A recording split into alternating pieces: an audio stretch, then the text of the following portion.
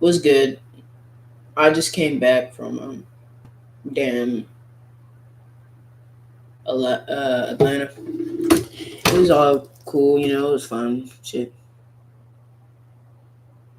But we're gonna react to some videos, and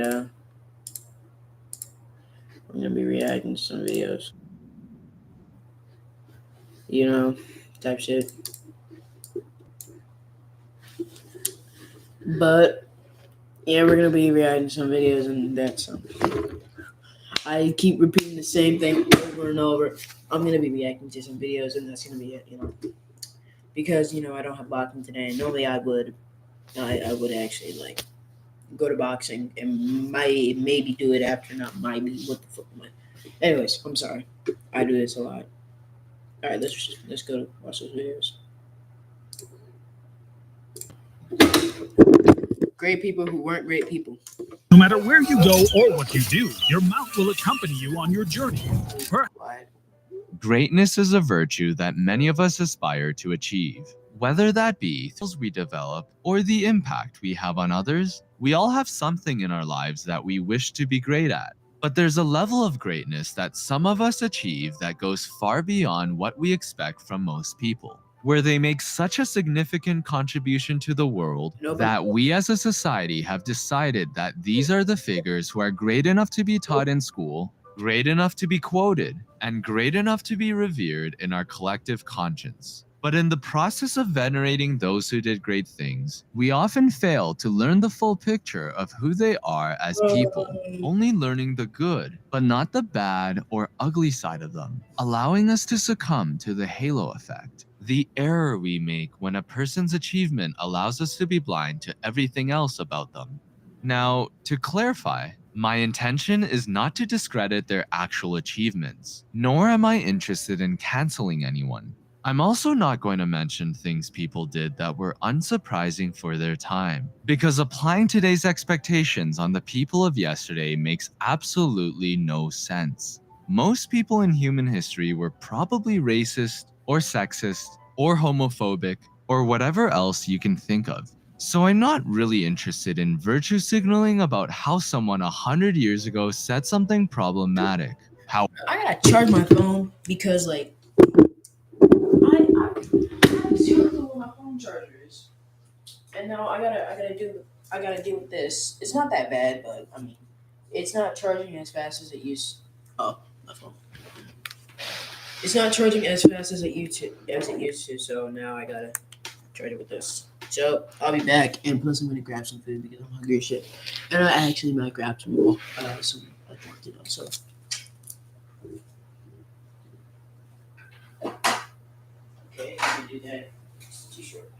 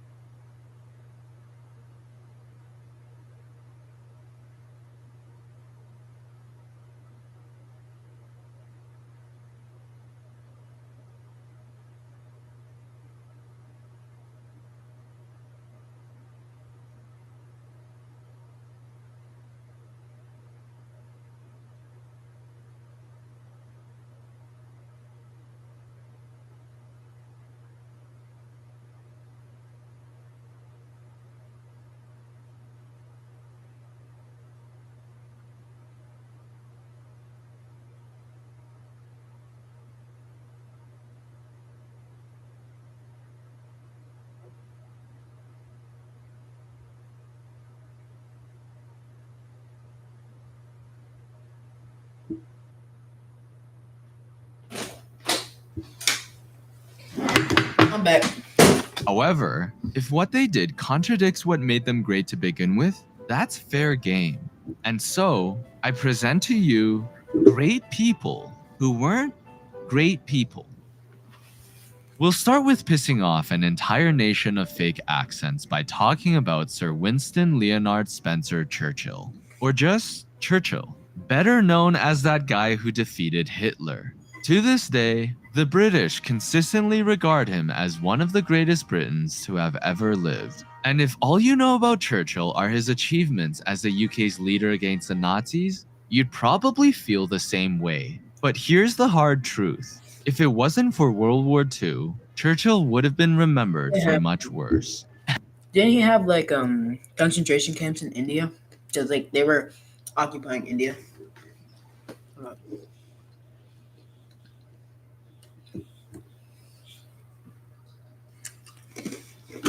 You know?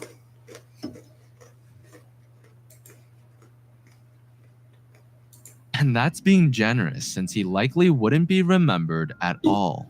Despite being one of history's most staunch opponents of the Nazi regime and its hateful ideology, he had surprisingly similar views that a racial hierarchy existed, believing that white Protestants were at the top, followed by white Catholics, then Indians, and then Africans. Apparently the other races didn't matter enough. Again, I'm not interested in bringing up all his comments if those ideas were mainstream, but even during that time, his views on racial supremacy to justify British imperialism were considered to be fringe and extreme. As late as 1955, 10 years after defeating the Nazis, he reportedly suggested the phrase, "Keep England white," as a good slogan to use against immigration. Perhaps the worst stain on Churchill's legacy is his action, or rather, lack of action, during the Bengal famine of 1943. Wow. While British officials begged for food supplies to be directed for India, Churchill and his cabinet ordered 170,000 tons of wheat from Australia to be transported to Europe in order to build a stockpile for European civilians. Let me say that again. He ordered food to pass by millions of starving people, who were his British subjects at the time, in order to be used for storage in Europe. But this isn't terribly surprising, given that he once said, "I hate Indians. They are a beastly people with a beastly religion," as well as I have a friend who literally said he hates Indians. And it was a little while ago, but way back when, I remember I just like unlocked a memory where he was like, "I hate Indians." For context, again, my friend said that he hated Indians. So as blaming the famine severity on his view that Indians breed like rabbits. By the time he finally approved for food to be sent, up to 3 million people were already dead. Lastly, the man hated Gandhi with a passion, since he represented a largely peaceful movement advocating for Indian independence. Consistent with earlier points about his belief that certain races were inferior to others and his general disdain for India, Churchill was completely against any form of self-determination for Britain's colonies, and actively wished for Gandhi and his movement to die in failure. Now that I've pissed off the English and made goodwill with the Indians, it's time to burn the bridge with my fellow Indians and talk about Gandhi. This man has been rightfully celebrated by India for helping to bring about the country's independence from the United Kingdom, and he's admired internationally for his use of non-violent activism. But despite his lifelong battle against the oppression of Indians by the British Empire, I'm so sorry. I am so sorry. Why did I say that? I should not have said that. he didn't seem to mind knowing that the same empire was also oppressing Africans, referring to them as savages, half-heathen natives, uncivilized, and dirty like animals. How someone can have those beliefs about a group of people, but also insist that those beliefs don't apply to his own group is baffling to say the least. It would be a bit like him saying, Hey Britain, you need to stop viewing Indians as dirty, uncivilized people and give us independence. Oh wait, you meant the Africans? Yeah, I totally agree with you then. Gandhi also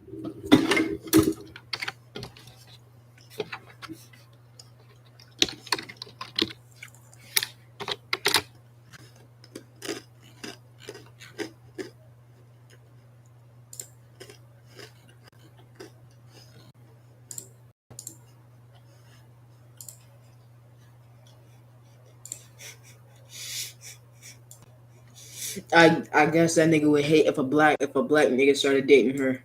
That nigga would hate it. That nigga would hate it to a damn with a passion. That nigga's finna damn Ted Kaczynski. Fuck, I forgot that nigga name. Ted Kaczynski. also had some disturbing about sex. He would conduct so-called tests on his celibacy in order to determine his self-control. To him, lust was an enemy that needed to be destroyed, and he somehow concluded that the best way to defeat it was to sleep with naked teenagers who were more than half a century younger than him. Despite all these shortfalls of Gandhi, he helped to inspire younger generations throughout his lifetime, convincing leaders around the world to use nonviolent means to advocate for their causes. One of them being our next great person, Martin Luther King Jr., revered for his powerful and inspiring speeches protesting the injustices black people face in America. MLK is rightfully at the top of many lists when it comes to history's greatest people. But if there's one thing confirming that he's still just a human, it was women. Throughout his life as a civil rights leader, women in the movement have been consistently put on the sidelines. Figures such as Ella Baker and Dorothy Height describe their personal experiences of often being made subordinate to male leaders like MLK, despite the fact that they were the same skin color, fighting for the same cause. I guess when he gave his famous "I Have a Dream" speech and declared that all men are created equal, he really only meant that all men are created equal. And he wasn't much better with women in his personal relationships either, having been a serial cheater to his wife up until his assassination. In fact, as a deeply religious figure, MLK himself recognized the sinfulness of his infidelity and reportedly felt unworthy of the many accolades people place upon him, not wanting to be treated as a saint. But someone who did want to be a saint and ended up becoming one is none other than Saint Teresa of Calcutta. With a name synonymous with selflessness, Mother Teresa continues to be admired around the world as a humanitarian icon, even receiving the Nobel Peace Prize in 1979. The best Listen, man. There was this one time. I don't even know what I'm talking about. Continue. way to comprehend her impact on the world is by understanding that her primary objective wasn't really to reduce suffering, heal the sick, or even help the poor. Rather, it was to bring as many people to the Catholic Church as possible. Oftentimes, this objective happened to overlap with plenty of good things she did, like building schools and orphanages, feeding people, and taking in those with illnesses. But there were also Guys, if I teleported back to 1979 and I saw Mother Teresa old ass building some damn big ass boarding schools and shit. plenty of moments when her objective didn't do much good and may have even done more harm to those she was supposedly helping. Wow. Many of the facilities Mother Teresa ran were observed as having extremely unhygienic conditions and a lack of actual medical staff, food, and painkillers. A former volunteer revealed that dying patients were simply given aspirin rather than proper medication, and recalled how needles continue to be reused without being sterilized, which would be horrible today, but was even more horrible during the height of the AIDS epidemic. It gets even worse after you learn that Mother Teresa's organization would receive tens of millions of dollars every year, most of which is now believed to be held by the Vatican. Teresa's actions were based on her fundamentalist Catholic beliefs, like her view that poor people suffering in this world was actually a good thing. One saying, "There is something beautiful in seeing the poor accept their lot, to suffer it like Christ's passion. The world gains much from their suffering." It is from this framework of glorifying human pain where we can begin to understand why none of the hundreds of millions of dollars Mother Teresa received over the years went to bringing in doctors to actually help the sick, or why water heaters for washing and cleaning were refused, or why proper medication wasn't purchased. Additionally, a reporter who visited these facilities observed how volunteers would laugh about a boy who urinated while being tied to a bed and saw an older woman tied to a tree. In another orphanage, volunteers would tie up disabled children without batting an eyelid. Mother Teresa. Mother Teresa.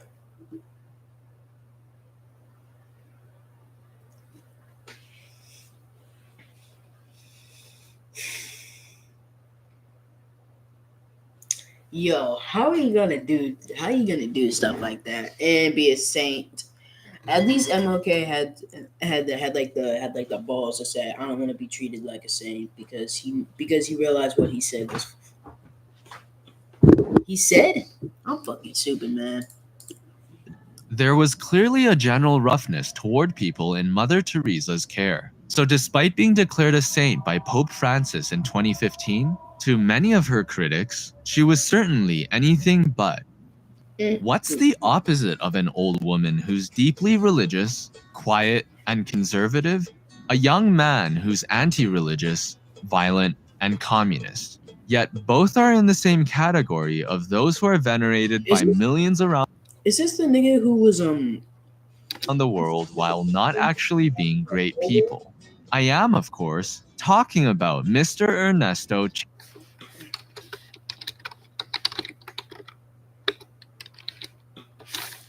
I knew it. I knew it, bro. I am so smart. I'm so smart. I'm pretty sure this nigga was a dictator.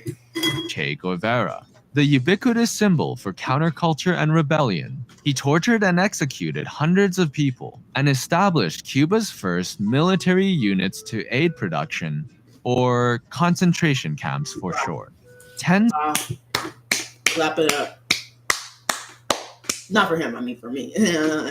of thousands of intellectuals, gay people, priests, conscientious objectors, and really anyone who is considered antisocial, such as hippies, were targeted. Which is especially ironic considering that the very people who celebrate him today would be the exact types of people thrown into these forced labor camps or just straight up executed. Despite having the supposed morally superior ideology, Che referred to gay people as sexual perverts, Mexicans as a band of illiterate Indians, and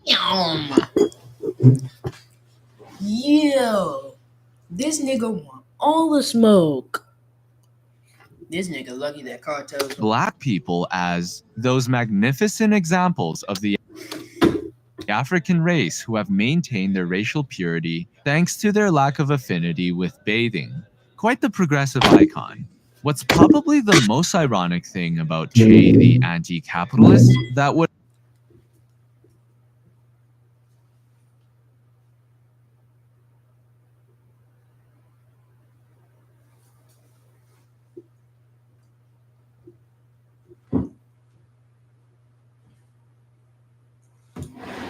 You lucky I'm not there. You lucky I'm not there. You see this nigga? You see this? Yeah. Yeah. Talking all that shit now, nigga.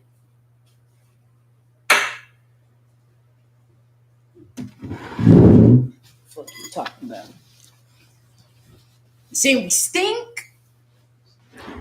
No, we don't stink. You stink.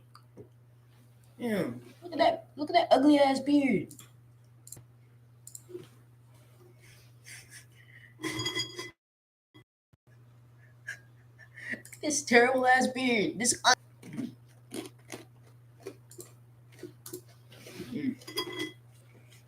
Oh, it's not responding. All right, there we go. Can you please burp?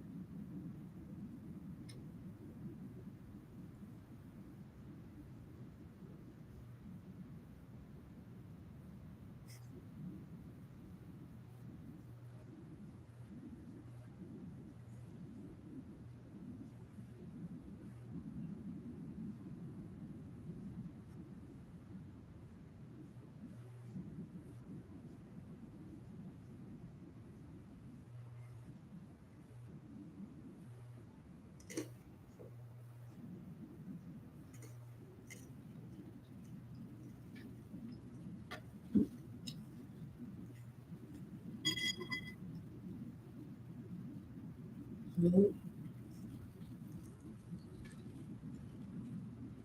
a damn minute.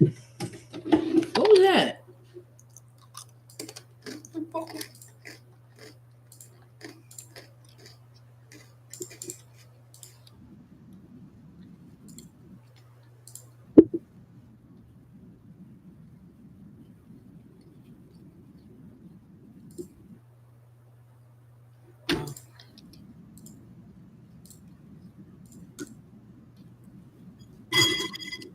All right, bro, hurry up.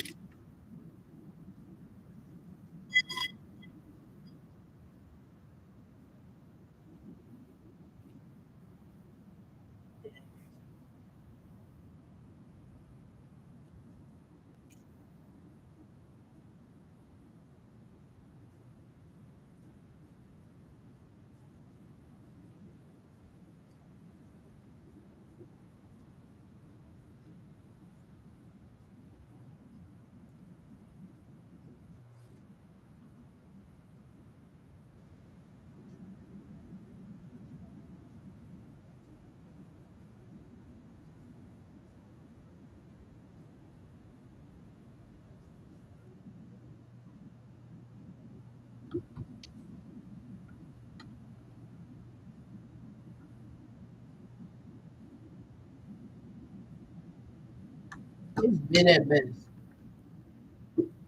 Now, I don't listen to John Lennon or the Beatles really, but I have heard one Animals song, which was a band, I think from the 60s.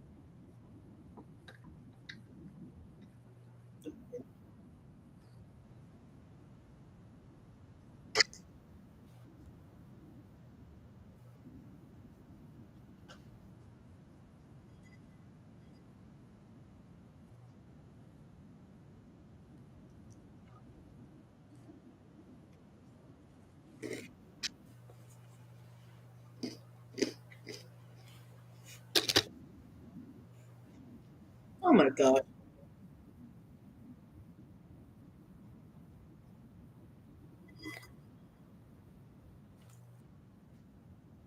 Oh yeah, yeah. I already know. I already know about this one. My gosh.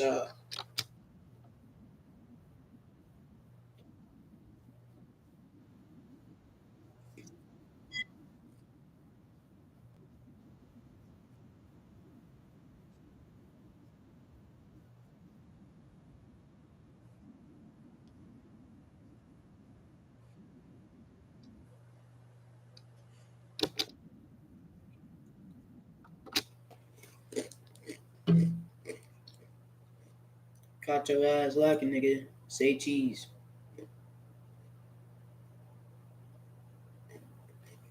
The fuck is wrong with you? What the actual fuck?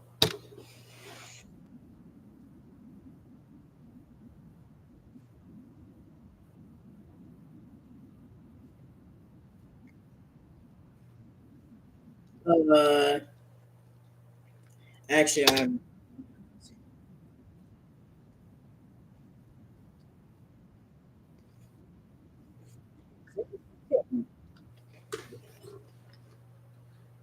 Why does he look like damn fucking? I forgot. I forgot.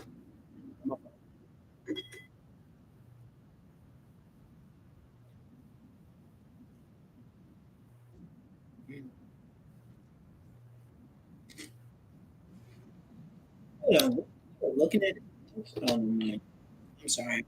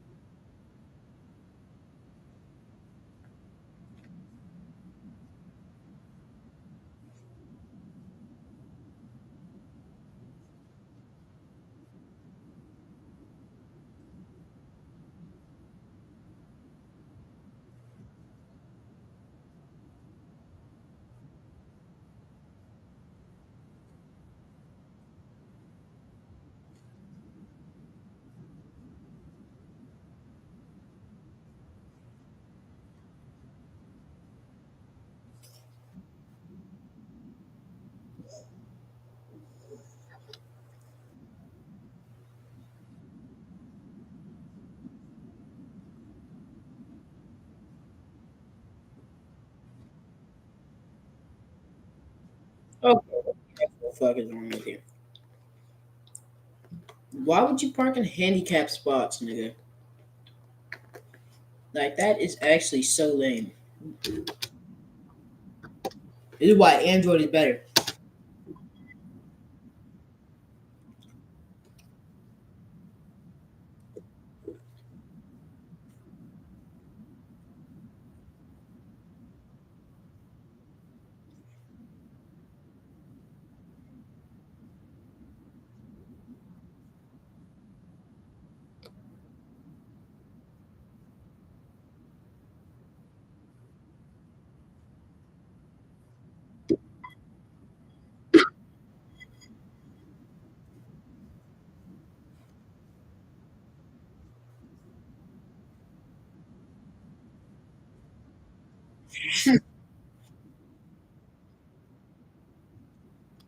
Damn, that nigga look just like Einstein, bro.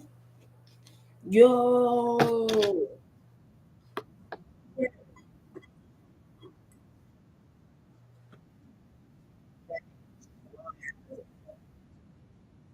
Oh, great. What the Germany? This is how y'all get down like that? What? Wait, this nigga's from Germany, right? Yes, he is. Albert Einstein, Germany. Yep. Germany. Bro. This how y'all get down like that? Getting freaky with your own cousin? What the fuck? Nah, that's crazy.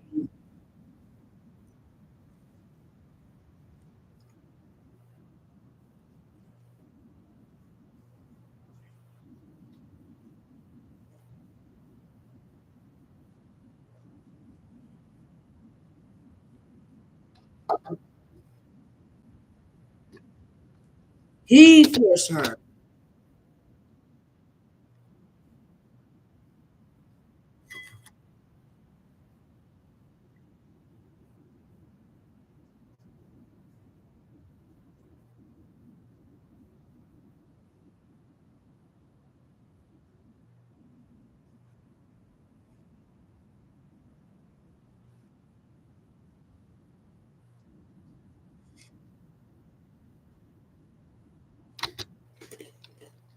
Albert Einstein, bro.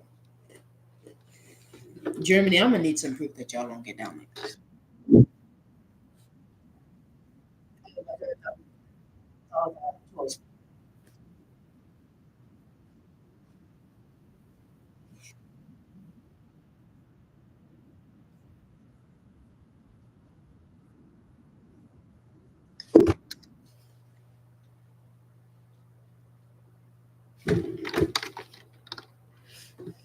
Hold on, hold on, hold on, hold on, hold on, hold on, hold on.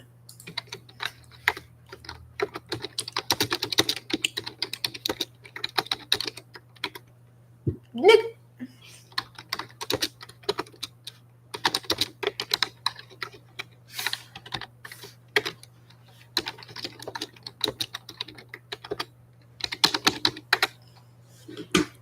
Where did he marry his cousin? In Berlin. How the fuck are y'all niggas gonna allow that? I spelled Mary wrong, but it's okay, bro. How are y'all gonna?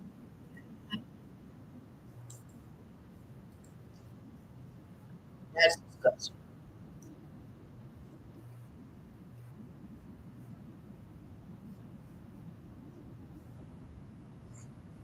So how you go? Damn, damn.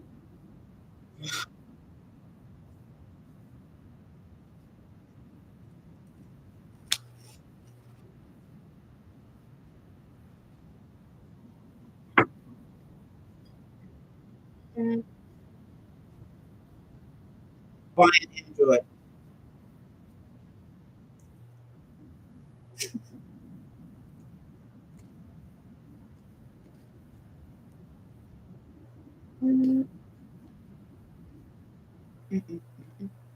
Fuck. I gotta go. I'll see y'all later.